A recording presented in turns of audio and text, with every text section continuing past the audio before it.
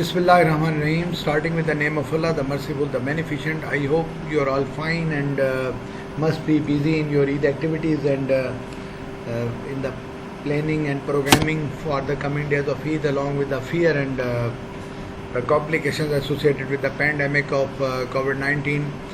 I believe you must have saved some time to listen to what I say about the current topic, the running topic, or the topic of the day, that is the health system in Pakistan, in our country. And you must have realized that actually there has not been any organized health system in our country. Unfortunately, one of the system we are following, and then other system, and then failure of one 5-year plan, then success of another plan, then failure of another plan, then another vertical program, then another vertical program, then another horizontal system of conveying the of implementing the health system. Unfortunately, then the devolution plan, then the failure, the withdrawal of devolution plan, or Harvard in implementation of the devolution plan, then the political change, and then another system. So all those things have left us with in a sort of situation where we are not in a position even to analyze what we have had out of it. Yesterday, in the last talk, we have seen that the health card system, or the health insurance system, particularly Sindh Insaf card, may well be a success, because it does not ask the end user or the person using or the family using this card to invest anything. Otherwise, the health card system was wonderful, but still it was not successful because it demanded the investment of some money from the income of the family. Now the system, we have seen the system, we have seen the plans in the country, then we have seen the devolution plan, and now human resources.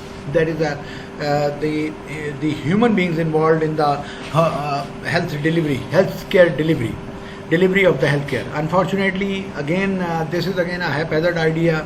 The responsibilities are not shared, the duties are not, the responsibilities of the doctors, of the paramedics has not been defined. Sometimes one doctor is a specialist one, at the same time he has been appointed on the administrative post. The administrator does not qualify for the same, the senior most being appointed as the administrator of the institute, whether he is qualified or carries the degree of the public health or not. But now maybe in coming era, we may see a time when such type of things will stop, and it will be definitely be a specified, defined and specialist area as far as administration is concerned. Pakistan is listed as one of 57 countries with the critical health workforce deficiency. Previously, there has been a sort of a ban on the private medical colleges, but now they believe because the human resources as far as the health workforce is concerned is deficient. Still, some of the basic health centers, dispensaries, RSCs running without the qualified doctor or the 17th grade officer. So even in some cases, the medical technicians could be were promoted to make the running possible of the rural health centers or basic health centers. So there is no well-defined policy and plans for the human resource development. The Ministry of Health or the Directorate of Health lacks any specific section that is mandated for this important task. The education and training curricula for the health manpower do not match the health needs for the country. What we teach our management students is not well versed with the teaching programs, with the administrative problems or the managerial problems in this part of the world. Rather, we teach them the academics, and when they go to the practical fields, they have certain other experiences. Educational institutions are still ill-equipped to prepare the health service delivery. We mean to say the educational institutions of medical side are ill-equipped to prepare their graduates for the better health service delivery system. The mechanism for induction courses for different cadres in health sector is not in the place, with very few such activities carried out by the isolated projects. The staffs are unaware of their job description and term of reference based on which their performance has to be evaluated. Rather, there is no evaluation of any type of administrator or of any type of the performance of the medical, non-medical, or whatever it is, or the technical performance. There is no evaluation, no what I can say, punishment or credit for the good or bad work performance. Rather, it is the seniority which matters. It is the recommendation of the seniors, and it's the what I can say, the recommendation from other side, from the political interference and other interference, which is important, which allows somebody to be on the required or on the desired post. The health management is not being taken as a specialized field, and management positions are filled mostly on the seniority basis, with the frequent back and fro movement of the staff on the clinical and management positions. Sometimes somebody is performing the managerial job, sometimes again the technical job, again the clinical job. Somebody is in the X-ray department working on the X-ray, sometimes again coming to the administrative post. Some professors not being utilized for the teaching purpose, put on some other purposes. The postgraduates are the consultants appointed MS in peripheral areas. The current output of the medical graduates, both in public and private colleges, is around 5,000 per annum. 5,000 graduates come out of the medical colleges every year in Punjab. The public sector continues to heavily invest its scarce resources in the development of medical colleges and universities, rather than investing and improving quality and quantity of the nursing institutions, public health schools, and technicians training institutions. Most of the people look for the medical colleges, even the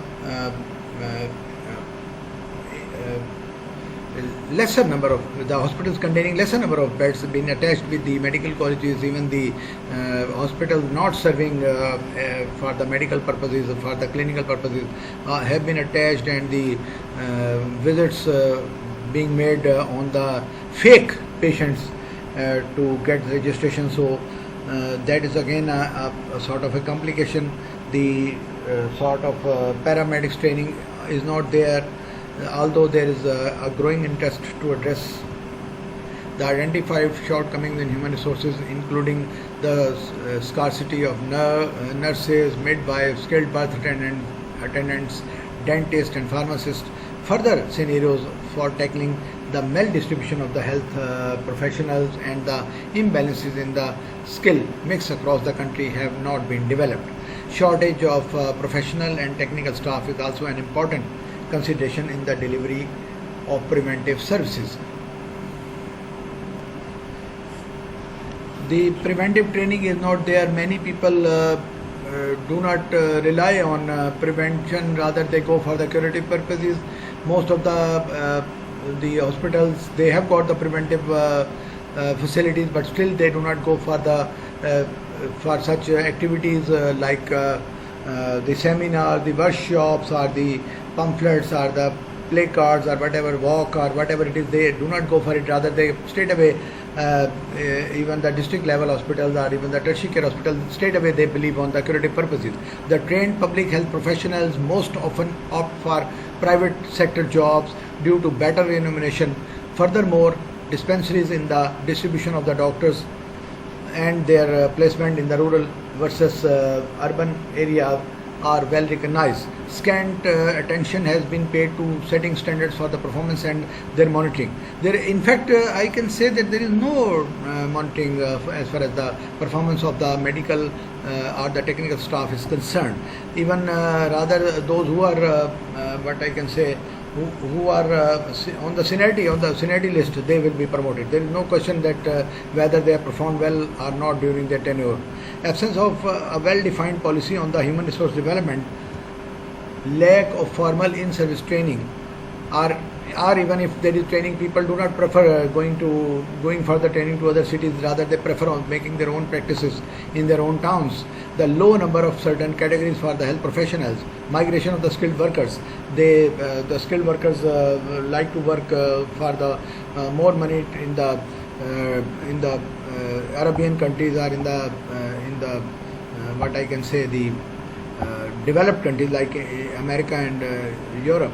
So misdistribution of workforce and the pro-verbal brain drain, a manifestation of lack of economic opportunities and incentives, further complicate the issue. The complication of the issue is that because whenever there is no credit or debit for sort of the performance, then people would be discouraged and would move to other places. The doctor, dentists, nurses, LHVs have doubled in the last 1 decade, but still the population per doctor, per dentist, per nurse has increased from 19 per doctor, 44,223 per dentist, and of course 5,448 per nurse in 95 to 1 has been improved from to 1200 to 54 per doctor. 20,000, it was previously 44,000 people relied on a dentist. Nowadays only 20,000 people rely on a dentist, and 2,600 on the nurse. So there has been improved, and nowadays even it is even better than this, but still it still needs some improvement. And today in the doctor to patient ratio in Pakistan stands to at 1 to 1254, having increased from baseline of improved from the baseline of 1 to 60,000 at the time of independence. And I tell you, this is the figure of 2006, and as far as the figure of 2019 is concerned, this is just 750 people who rely on one doctor. However, the implications of supporting more doctors for the healthcare system have never been analyzed, and the establishment number and the location of the medical schools and their seats in particular have been determined not by the needs of the health services but by the political expediency. There is a big gap of manpower requirement, mainly at the first level care facilities, BHUs and RSCs, especially of female staff. Similarly, low number of female paramedics, LHVs, lady health workers, community midwives and nurses is also one of the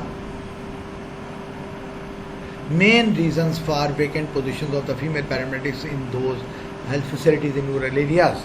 In quantitative terms, there is a shortage of pharmacists, technologists, nurses, other paramedics within the country. This shortage is compounded by issues related to their effective deployment. The PMDC is the main regulatory authority responsible for accreditation and registration of the training institution. The council has laid down the minimum standards for the degrees of MBBS and BDS and the higher qualifications like MD, MS, MDS and other post-graduation minor diplomas. The medical and dental colleges are fully recognized by the council. I repeat, the medical and dental colleges which are fully recognized by the council are inspected after every 5 years to ascertain that the standard on which the colleges were granted registry full recognition is maintained. A national policy for human resources for the health in Pakistan was developed in 2000. The recent establishment of the National Commission for Career Structures of the Health Professionals and the constitution of a working group to enhance the capacity of the district health management by the Ministry of Health are steps in the right direction. Very recently, a task force has been created for developing a plan for nursing reforms. Dedicated posts are envisaged by the to be created through the newly launched MNCH programs. And despite an elaborate and extensive network of health infrastructure, the healthcare delivery system in Pakistan has failed to bring about the improvement in the health status especially of the rural populations. But in the urban areas, they have, as we all know, they have established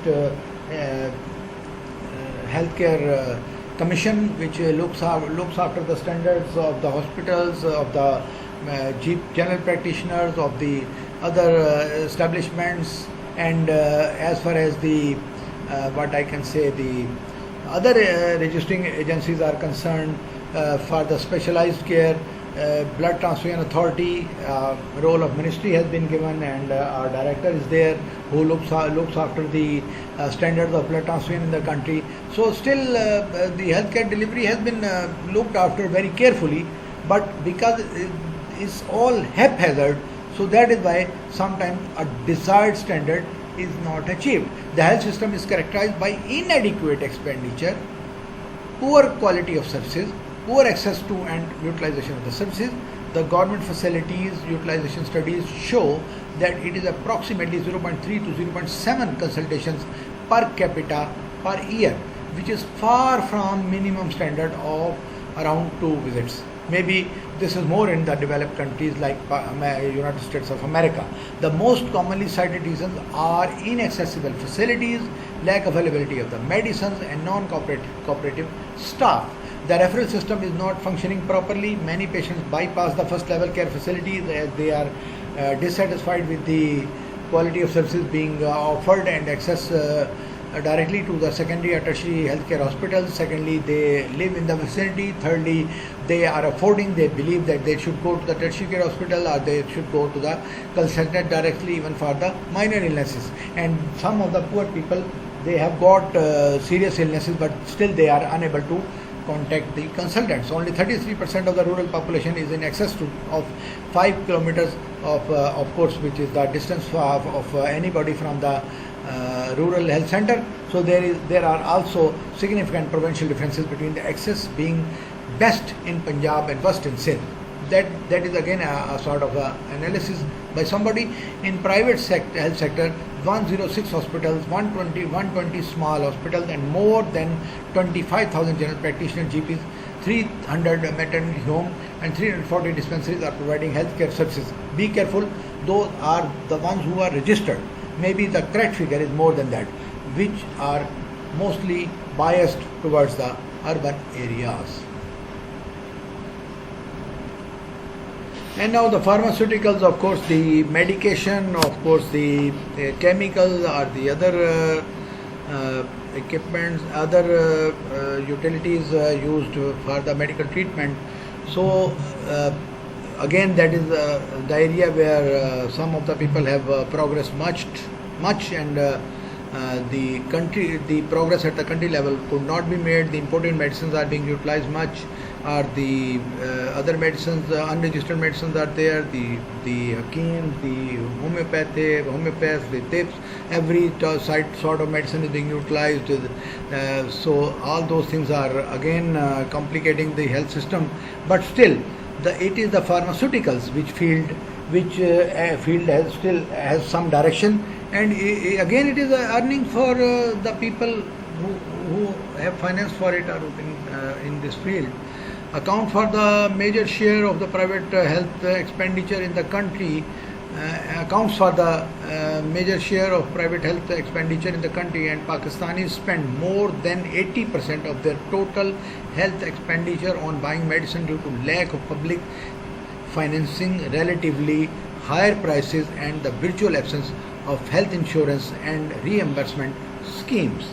Obviously, we all know that the doctors are recognized by the quality of the medicine they write, and in our society, most of the people rely on the doctors who write the expensive medicines, who prescribe the expensive medicines. Pharmaceutical industry is earning a lot, and sometimes without any direction they are earning much. The prescriptions are made on the basis of the popularity of the medicines. Sometimes the fake medicines are given, sometimes unwanted medicines are prescribed to the patients as maybe the liking and disliking of the consultant. The pharmaceutical industry in Pakistan is producing more drugs than can be utilized. 80 to 80% of the total drugs are produced by the local manufacturers. Currently, the pharmaceutical sector in the country is a sizable industry by dollar size and growth rate standards. Unfortunately, dollars is fluctuating. The rate of the medicine is fluctuating every day. The raw material is the rate of the raw material is fluctuating. The health expenses fluctuating, and people are claiming, people are complaining that it is beyond their reach. So with an annual turnover of more than rupees 70 billion and annual growth rate of 10 to 15% for the past few years, the industry comprises 411 local manufacturing units and 30 multinational corporations which produce 125 categories of medicines and meet around 80% of the country's requirements. The Drug Act 1976 provides a rational approach towards quality assurance of the drugs through the Central Licensing Board and Drug Registration Board. The federal and provincial governments jointly share the responsibility of monitoring drug quality and price fixation. Actually, price fixation, to the best of my knowledge, has been a federal government area. So, soaring prices is a key issue. Nevertheless, they are revised on application of the grounds of changing in cost, foreign exchange parity, and dollar change and import problems. So all those things complicate the availability of the medicines. Most of the time, the medicines are short, and if available, then those are black marketed. The good quality medicines are sometimes not available in the open market, or the fake medicines, the what I can say, the imitated medicines are being produced, and those are available in the market. The other cheaper companies, they produce the medicines being brought from other countries with the matching name, with the matching sort of the wrappers. So all those complications are there in the medical field, which by all means need to be corrected.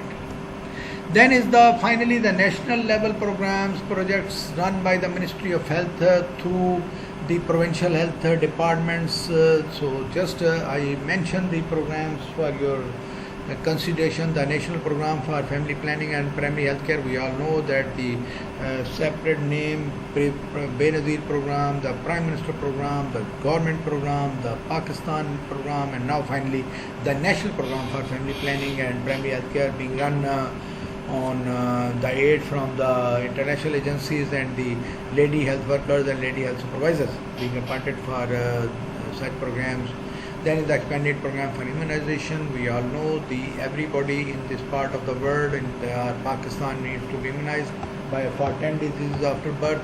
The National HIV and AIDS Control Program needs a lot of consideration. The number of patients is increasing every day, and that is again an infectious disease. The National Malaria Control Program again has been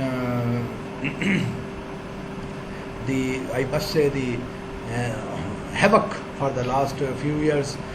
Never we could succeed in eradicating or rolling away or controlling malaria. The National Tuberculosis Control Program nowadays under the what I can say, the DOTS management, directly observed treatment short course, which is again has been incorporated into the national program for health and family health, and national health program for the primary health care and the family planning. The LHWs follow. Then the national nutrition program, we all know the nutrition programs are there. The pregnant ladies are being issued with some of the food articles. Sometimes they have been given some of the medicines. The Women Health Project and national mental health programs are there. The national program for prevention and control of blindness, Prime Minister's program for prevention and control of the hepatitis, and of course the national neonatal and maternal child health program, which as we have studied in the previous chapter, the IMNCI integrated management program of the neonatal and maternal child health care. And finally, the national health policy, again the same problem. Different policies are there, could not be implemented or could not complete the tenure, sometimes for 5 years, So another policy came when the government changes, the national policy is jeopardized, kept aside, and the new government comes and the new type of the policies are there. So Pakistan's first national health policy adopted in 1990 envisioned universal health coverage through skilled and trained healthcare providers. In 2001, and identified health sector reform and governance as a crucial element for the effective poverty alleviation through strengthening the primary and secondary tiers of the health services. And finally, the draft for 2010 National Population Policy, the draft has been prepared, implemented, but still again jeopardized as the government has changed, and now new government is there, so they are on their own for their own health policy. Unfortunately, nowadays the pandemic of COVID-19 is there, so they put all their efforts in combating and fighting with the COVID-19. But still, the draft for that has been prepared and has been implemented a little bit. The draft emphasizes the need for the population stabilization, and draft says that the demographic transitions are also important as far as the health policy is concerned. So that's all for the health system in Pakistan. You must have realized that the system needs very much very good reforms and very much technically advised reforms which will help us to cover the promise of health for all. I mean to say the primary health care for everybody living on this globe at their doorstep. I mean the Union Council. Still the loopholes are there, deficiencies are there, but our health management officers like you will be able to give good ideas, and will be, whenever they get a chance, they will help the implementation of some good health care system in this country. Meanwhile, this chapter ends, and you will be definitely going for the Eid al-Adha. I obviously pay my greetings to all of you for the Eid al-Adha, and I wish to you to be happy, and will continue with the next chapter in next week. But I remind you that as per promise, after Eid we will also start with the assignments, and assignments are only possible when you will go through those chapters. So meanwhile, it's goodbye, stay blessed.